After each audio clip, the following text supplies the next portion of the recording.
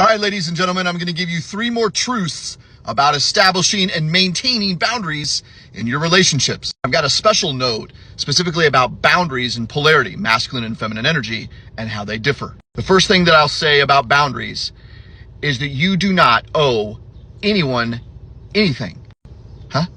It's true.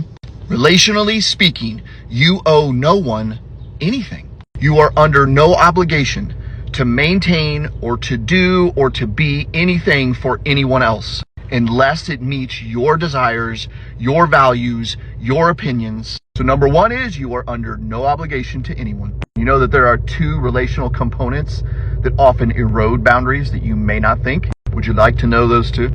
Loyalty and longevity. I invite you to really consider what loyalty means to you. And just because you've been in a relationship for a long period of time, longevity, doesn't mean you have to maintain that relationship out of any obligation. None. So for all intents and purposes, throw longevity and loyalty out the window. You don't give access to you just because. Every relationship in your life is due for a relational audit. Ask yourself why this relationship is truly important to you. Does that relationship bring you value, and does it serve you? Number 2, and this one focuses specifically on masculine and feminine energy. It is absolutely okay and appropriate for a feminine woman to block someone from their life.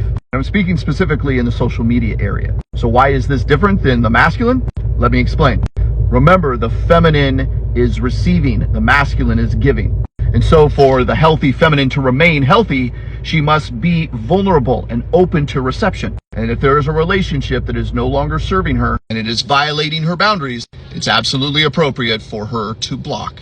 However, it's not for the masculine, because the masculine is the seawall in all relationships. The healthy, dominant, powerful, strong masculine holds space for all that comes to him. And so it's the masculine's responsibility to hold firm boundaries by receiving and navigating his own wounding if he's taking it personal.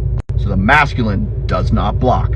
And number 3, just because you share DNA with someone doesn't give them full access to you.